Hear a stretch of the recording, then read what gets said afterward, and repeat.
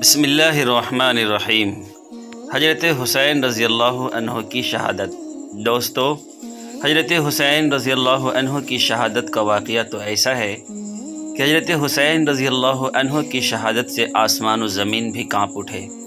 یہ دنیا کا تنہا ایسا واقعہ ہے کہ جس کے بعد آسمان لال پڑ گیا تھا، اور اس دن بیت المقدس میں جو بھی پتھر اٹھایا جاتا اس کے نیچے سے خون ملتا تھا۔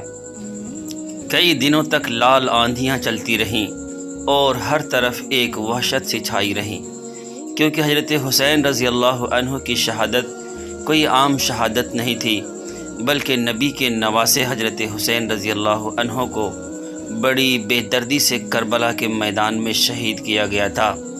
دوستو، حضرت حسین رضی اللہ عنہ ہمارے نبی حضور صلی اللہ علیہ وسلم کے ناتی اور حضرت فاطمہ رضی اللہ عنہا کے لڑکے تھے۔ ہمارے حضور صلی اللہ علیہ وسلم کی وفات کے 50 سالوں کے بعد جب یزید بادشاہ بنا تو اس نے حکم دیا کہ سارے لوگ آ کر میرے ہاتھوں پر بیعت کریں اور مجھے اپنا بادشاہ و خلیفہ مانیں۔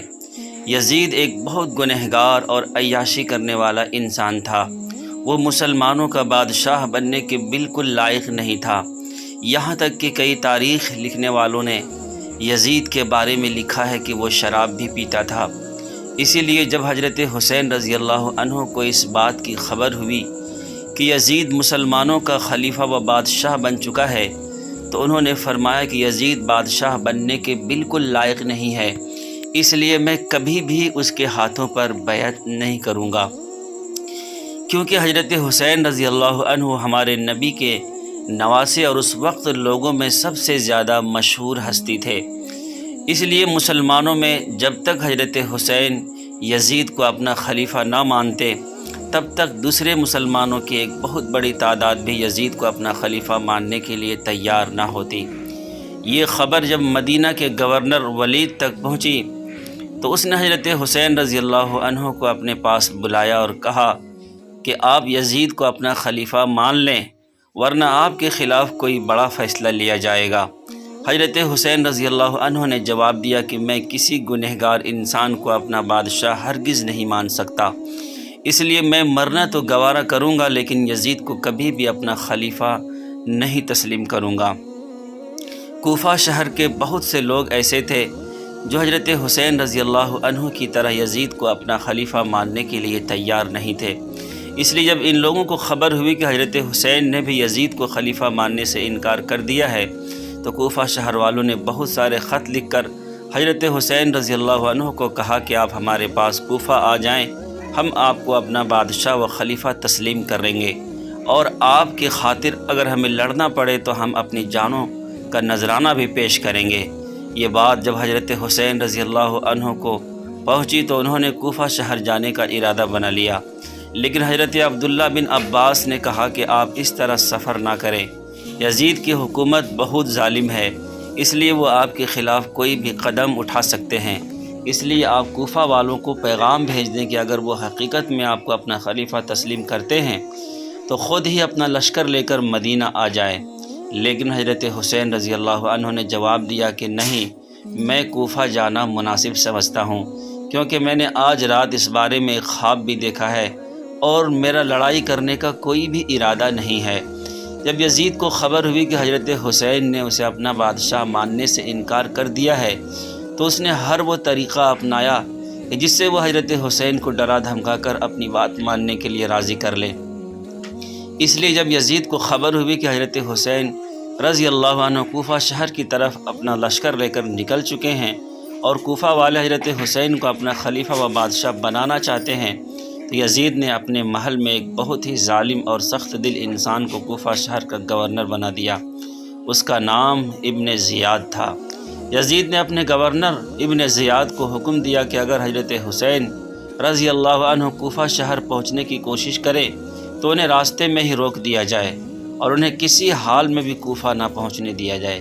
کوفہ شہر سے سینکڑوں کلومیٹر دور پہلے کربلا کا میدان پڑتا ہے۔ جب حضرت حسین رضی اللہ عنہ کربلا کے میدان خیمے میں پہنچے تو ادھر کوفہ شہر کے گورنر نے ایک بہت بڑا لشکر کربلا کی طرف روانہ کیا۔ اس لشکر کا سردار ابن سعد تھا۔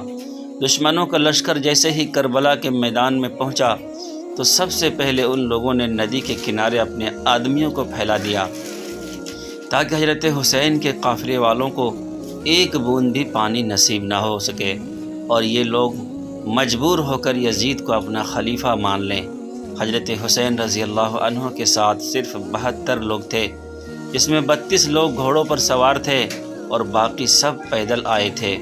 3 دنوں تک حضرت حسین رضی اللہ عنہ اور ان کے ساتھی سب پیاسے رہے۔ حضرت حسین رضی اللہ عنہ کے ساتھ کربلا کے میدان میں ان کی بہنیں، بھائی اور لڑکے سبھی مدد کے لیے آئے تھے۔ دشمنوں کے لشکر نے جب دیکھا کہ پانی روکنے کے باوجود حضرت حسین اور ان کے ساتھی اپنی بات پر اڑے ہوئے ہیں تو ان لوگوں نے حضرت حسین کے لشکر پر حملہ کرنا چاہا۔ تو حضرت حسین رضی اللہ تعالی عنہ نے دشمنوں کے سردار کو پیغام بھیجا کہ ہمیں رات بھر سوچنے کا موقع دو، پھر ہم فیصلہ کریں گے۔ یہ پیغام سن کر شمر کے جس نے حضرت حسین کی گردن کاٹی تھی، اس نے کہا کہ ہم رات بھر کی مہلت نہیں دے سکتے بلکہ اسی وقت حملہ کریں گے۔ لیکن آگے سے کسی نے کہا کہ اے شمر، مہلت ہی تو مانگ رہے ہیں، اگر وہ بغیر لڑے مان جاتے ہیں تو اس سے اچھی کیا بات ہوگی، اس لیے رات بھر کی مہلت دے دینا چاہیے۔ شمر نے کہا کہ ٹھیک ہے، اگر رات بھر میں سمجھ جاتے ہیں تو ٹھیک، ورنہ صبح ہم حملہ کر دیں گے۔ یہ جمعے کی رات تھی۔ حضرت حسین نے اپنے تمام ساتھیوں کو جمع کر کے فرمایا کہ اے میرے دوستو، تم میں سے جو جانا چاہے وہ جا سکتا ہے، میں نہیں چاہتا کہ میری وجہ سے تمہیں اپنی جان گنوانا پڑے، اس لیے میری طرف سے بالکل اجازت ہے۔ میں ان دشمنوں کا جیسے ہو سکے گا مقابلہ کروں گا، ورنہ اللہ کی راہ میں شہید ہو جاؤں گا۔ سارے ساتھیوں نے جواب دیا کہ اے حسین، کچھ بھی ہو جائے ہم آپ کو اس حالت میں چھوڑ کر واپس نہیں جائیں گے، اور ان دشمنوں کو آپ سے لڑنے سے پہلے ہمارا مقابلہ کرنا ہوگا۔ آپ کی خاطر ہم اپنے سر کٹوا دیں گے اور اپنی جانوں کا نذرانہ پیش کر دیں گے۔ ساری رات حضرت حسین رضی اللہ عنہ اور ان کے ساتھیوں نے اللہ کے سامنے رو رو کر دعائیں مانگی اور اپنی فریاد رکھی۔ صبح سب نے فجر کی نماز پڑھی۔ سامنے دشمنوں کا لشکر حملہ کرنے کو تیار تھا کہ اسی وقت حضرت حسین رضی اللہ عنہ کو ہلکی سی نیند آ گئی، اور پھر جب وہ بیدار ہوئے تو مسکرانے لگے۔ ساتھیوں نے پوچھا کہ حضرت، آپ مسکرا کیوں رہے ہیں؟ تو حضرت حسین رضی اللہ عنہ نے جواب دیا کہ ابھی خواب میں مجھے اپنے نانا حضرت محمد مصطفیٰ صلی اللہ علیہ وسلم نظر آئے تھے۔ وہ مجھ سے کہہ رہے تھے کہ بیٹا میں تمہیں لینے آیا ہوں۔ اور پھر حضرت حسین رضی اللہ عنہ نے اپنے لشکر کو ترتیب دے کر کھڑا کیا اور سامنے دشمنوں کو پکار کر کہا کہ اے لوگو، کیا تمہیں پتہ نہیں کہ تم یہ کیا کرنے جا رہے ہو؟ کیا تم رسول کے نواسوں سے جنگ لڑنا چاہتے ہو؟ کیا تمہیں پتہ نہیں کہ میرے نانا محمد صلی اللہ علیہ وسلم کون تھے؟ کیا میں علی کا بیٹا نہیں ہوں؟ کیا حضرت حمزہ میرے نانا کے چچا نہیں تھے؟ کیا حضرت جعفر میرے نانا محمد صلی اللہ علیہ وسلم کے چچیرے بھائی نہیں تھے؟ کیا تمہیں میرے نانا کی وہ بات یاد نہیں جو انہوں نے میرے اور میرے بھائی حسن کے بارے میں فرمایا تھا کہ حسن و حسین جنت کے نوجوانوں کے سردار ہیں؟ دشمنوں کے لشکر پر حضرت حسین کی ان باتوں کا کوئی اثر نہ ہوا۔ ان کے لشکر میں صرف ایک مسلمان حضرت حور بن قیس ایسے تھے کہ جو یزید کے لشکر کو چھوڑ کر حضرت حسین کی طرف آ گئے اور کہنے لگے کہ یہ وقت ہے جنت اور دوزخ کے فیصلے کا۔ اگر آج میں حضرت حسین پر تلوار اٹھا لوں گا تو اللہ مجھے ہمیشہ کے لیے جہنم میں ڈال دے گا۔ دشمنوں کے سردار ابن سعد نے سب سے پہلا تیر حضرت حسین کے لشکر کی طرف چلاتے ہوئے کہا کہ تم لوگ گواہ رہنا کہ آج سب سے پہلا تیر میں نے چلایا تھا۔ اور پھر لڑائی شروع ہو گئی۔ حضرت حسین کے لشکر کے ساتھ اللہ کی خاص مدد تھی کہ سامنے دشمنوں کا 4000 کا لشکر تھا اور ادھر حضرت حسین کی طرف صرف 72 لوگ تھے، لیکن یہ 72 لوگ ان 4000 دشمنوں کو اپنی تلواروں سے ایسے کاٹ رہے تھے جیسے کہ گازر مولی کاٹے جاتے ہیں۔ حضرت حسین رضی اللہ عنہ کے لشکر میں ایک بہت بہادر مسلمان تھے، ان کا نام حضرت زہیر تھا۔ دشمنوں کے 10 لوگ ایک ساتھ مل کر حضرت زہیر پر حملہ کرتے، لیکن حضرت زہیر رضی اللہ عنہ اپنے گھوڑے پر بیٹھ کر اپنی تلوار ہوا میں لہراتے ہوئے ایسی تیزی سے ان دشمنوں کا مقابلہ کرتے کہ پلک جھپکتے ہی سب کی گردنیں کاٹ کر انہیں زمین پر گرا دیتے۔ کوئی ان کے پاس آنے کی ہمت نہیں کر پا رہا تھا۔ حضرت زہیر کو دیکھ کر سارے دشمن سہمے جا رہے تھے کہ تب شمر نے حکم دیا کہ زہیر کے پاس کوئی نہ جاؤ، بلکہ دور ہی سے ان کے اوپر پتھر مارو اور تیر چلا چلا کر ان کو زخمی کرو، ورنہ وہ آج سارے لشکر کو ختم کر دیں گے۔ اور پھر دشمنوں نے ایسا ہی کیا۔ انہوں نے دور سے ہی حضرت زہیر پر پتھر مارنا شروع کر دیے۔ حضرت زہیر بہت دیر تک پتھروں کو روکتے رہے، لیکن تبھی اچانک ایک دشمن نے تیر چلایا اور وہ سیدھے حضرت زہیر کے کندھوں پر آ کر لگا، جس سے ان کا ہاتھ کٹ گیا۔ شمر کے حکم پر فوج نے دوڑ کر حضرت زہیر کو رسیوں میں جکڑ لیا اور اپنے سردار ابن سعد کے سامنے لا کر پیش کیا۔ حضرت زہیر نے ابن سعد سے کہا کہ شکر منا کہ میرے ہاتھ کٹ گئے، ورنہ آج میں تیرے سارے لشکر کو کاٹ دیتا۔ ابن سعد نے حکم دیا کہ ان کی گردن اڑا دو، اور پھر پیچھے سے شمر نے اپنے تلوار سے حضرت زہیر کی گردن کاٹ دی۔ حضرت حسین رضی اللہ عنہ کا لشکر اتنی بہادری سے لڑ رہا تھا کہ دشمنوں میں سے کوئی بھی ان کا مقابلہ نہیں کر پا رہا تھا۔ اس لیے دشمنوں کے سردار ابن سعد نے 500 تیر اندازوں کو تیر کمان دے کر بھیجا اور کہا کہ دور ہی سے حضرت حسین کے گھوڑوں کو تیر چلا چلا کر مار ڈالو، تاکہ حسین رضی اللہ عنہ کے لشکر والے بے بس ہو جائیں اور پھر ہم اپنے گھوڑوں سے ان پر حملہ کر دیں۔ ان 500 تیر اندازوں نے دور سے ہی تیر چلانا شروع کیے اور حضرت حسین کے لشکر کے سارے گھوڑوں کو مار ڈالا۔ گھوڑوں کے مرنے کی وجہ سے حضرت حسین رضی اللہ عنہ کا سارا لشکر پیدل ہو گیا۔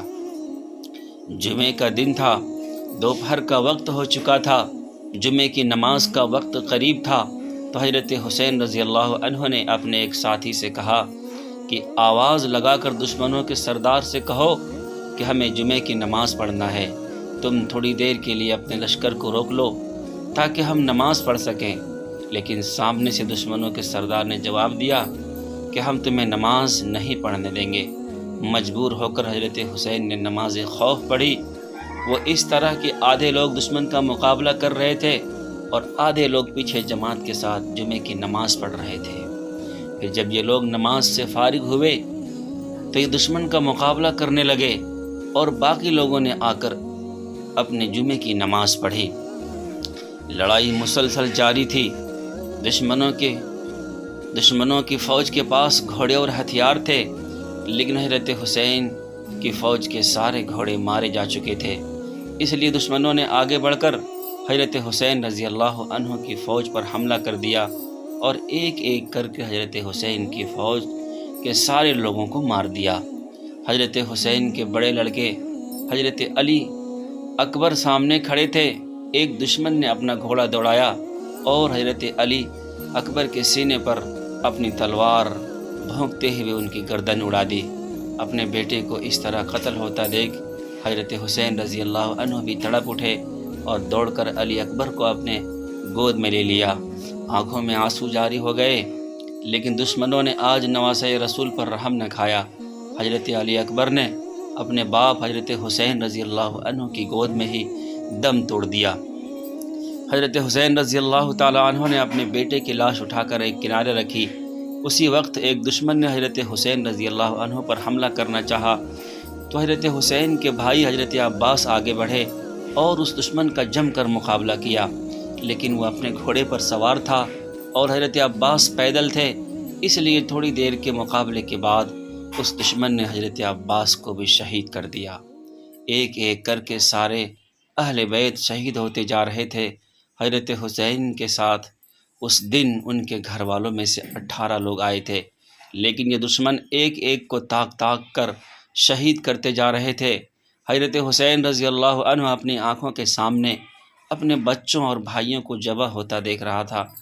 حضرت حسین کے بڑے بھائی حضرت حسن کے بیٹے حضرت عبداللہ نے جب دیکھا کہ دشمنوں نے میرے چچا حضرت حسین پر حملہ کر دیا ہے تو یہ 6 سال کا بچہ اپنے خیمے میں سے ایک لاٹھی لے کر اپنے چچا حضرت حسین رضی اللہ عنہ کو بچانے کے لیے دوڑا، لیکن تبھی سامنے سے دشمن نے ایک تیر چلایا اور پھر گھوڑا دوڑا کر حضرت حسین کے سامنے ہی ان کے بھتیجے حضرت عبداللہ کے سینے پر اپنی تلوار بھونک دی اور انہیں بھی شہید کر دیا۔